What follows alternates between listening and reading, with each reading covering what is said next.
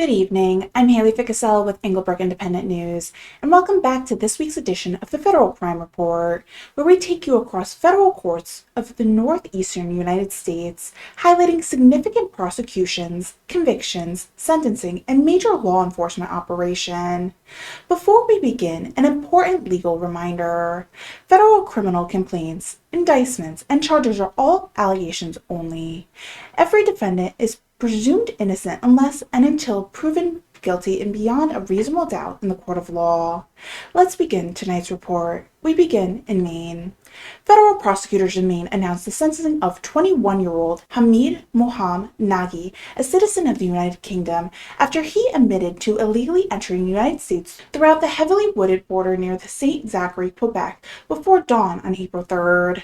Authorities say Nagy and three companions intentionally crossed into Somerset County without inspection before being located by the U.S. Border Patrol and Customs and Border Patrol agents after concerned motorists reported seeing them walking along the Golden Road. Investigators determined Nagy falsely claimed he accidentally wandered into the United States while hiking. The FBI later concluded he intended to enter the country to seek employment without obtaining a visa. Officials stated they found no evidence linking the group to violent or terrorist activity. Nagy was sentenced to time served. Federal prosecutors also announced the sentencing of 68-year-old Brooklyn resident Zine Gu, who admitted to obtaining large-scale marijuana growing operation in Powhatan, Maine. Investigators seized approximately 40 pounds of processed marijuana, cash, and cultivation equipment during the 2024 search. Prosecutors say Gao maintained the property for marijuana production for nearly 4 years. He received time served followed by 1 year of supervised release. Next, we move to Vermont. A federal jury convicted Rochelle Lewis of Springfield, Massachusetts on numerous drug trafficking, firearm, and juvenile exploitation charges after a 6-day trial in Burlington. Evidence showed Lewis led a drug operation distributing crack cocaine, fentanyl, and oxycodone through Vermont while recruiting juveniles between the ages of 15 and 17 to sell narcotics.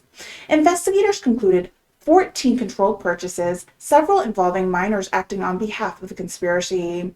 Lewis now faces a mandatory minimum sentence of 10 years in federal prison and could receive life imprisonment. In a separate case, Reginald Adam Velasquez, a Brazilian national, was sentenced to 14 months in federal prison after illegally re-entering the United States, falsely claiming lawful immigration status while attempting to purchase firearm, and later being linked to narcotic trafficking in Vermont. Continuing on, we move to New Hampshire. Federal prosecutors unsealed an indictment charging 3 men in an alleged money laundering conspiracy involving more than $3 million in proceeding from a sophisticated business email comprised scam targeting companies nationwide. According to prosecutors, the defendant allegedly routed stolen funds throughout shell companies, cryptocurrency accounts, and New Hampshire businesses known as Market Shark LLC to conceal the origin of the money. One defendant remains extradition proceeding throughout Cryptos. Separately, Homeland Security Task Force investigation arrested 3 national residents accused of trafficking methamphetamine and fentanyl following controlled purchases controlled by the law enforcement. Federal officials emphasize these charges remain allegations pending further court proceedings. Now we move to Rhode Island. One of the Rhode Island's most wanted fugitives is finally back in custody after more than 20 years on the run. Federal authorities captured Ronaldo Fisher, who fled Rhode Island during a 2005 criminal trial and was later convicted in Appassina for first-degree sexual assault. Investigators tracked Fisher to 56-foot sailboats operating under an alias in the New York coastline. Deputy U.S. Marshal, the FBI, and the U.S. Coast Guard and multiple fugitives task force coordinated the operation, taking Fisher into custody without incident before returning him to face justice in Rhode Island. Moving to Massachusetts, a federal jury convicted Ablando Adil of Cambridge on drug trafficking and firearm charges after prosecutors proved he sold cocaine while carrying a loaded Glock pistol despite being prohibited from possessing a firearm because of prior felony convictions. Federal prosecutors also announced major developments in a multinational elder fraud investigation.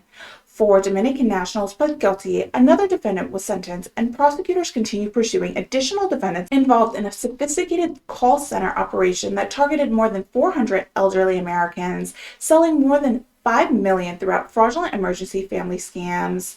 Meanwhile, Dominican national Wilson Romanda Parago Bray pled guilty after illegally re-entering the United States following 3 prior deportations. According to prosecutors, Parago has prior convictions involving drug trafficking, aggravated identity theft, and wire fraud, repeatedly returning to the country using numerous aliases before being located by Immigration and Customs Enforcement earlier this year. Next, we head to Connecticut. A federal judge sentenced Quanto Jamal Scott of Miami to 32 months in prison for participating in a nationwide Zelle fraud scheme that stole nearly $658,000 from approximately 140 victims. Investigators say the victims received fraudulent text messages and phone calls impersonating their banks before unknowingly transferring money directly into accounts controlled by the fraud organization. In another major case, federal prosecutors charged 31-year-old Emily Collin of Westerfield with allegedly coercing 13-year-old boy she met online into sexually explicit conduct before transporting him across state lines. If convicted, Collin faces a mandatory minimum penalty of 10 years in federal prison. Federal prosecutors also announced that Fernando Guarantes dos Santos, a Brazilian national previously removed from the United States, pled guilty after illegally re-entering the country before deportation. From there, we move into Southern District of New York.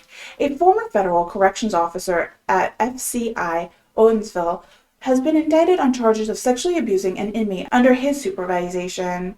Prosecutors allege Kyle Brown engaged in multiple sexual acts with an inmate between 2025 and early of 2026.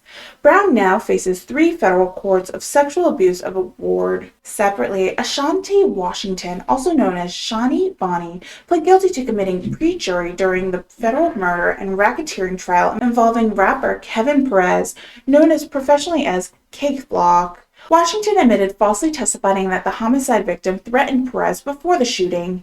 Statements prosecutors say materially affected the proceedings.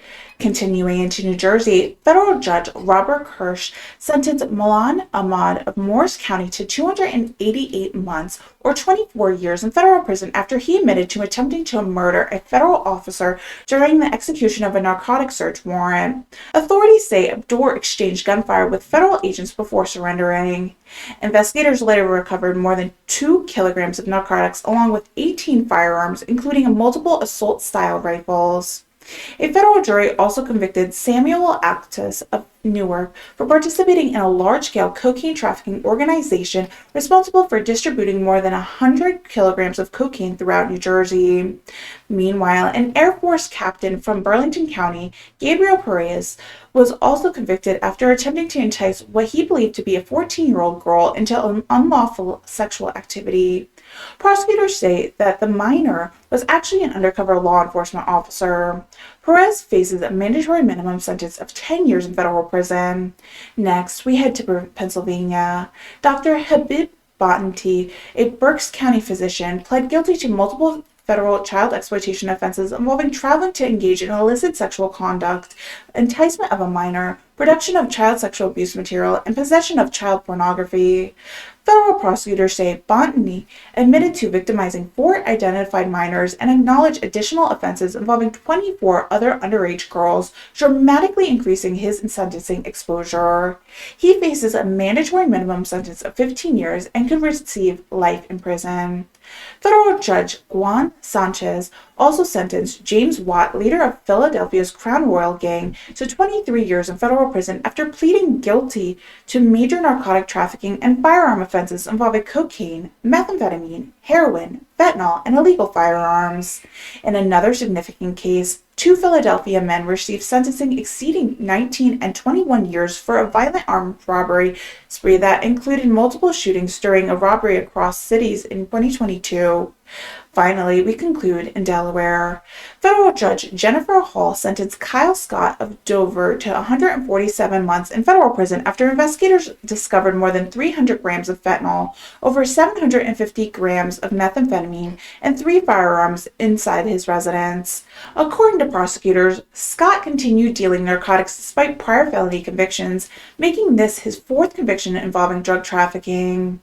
Those are some of the most significant federal criminal cases reported across the Northeastern United States during the middle of July of 2026.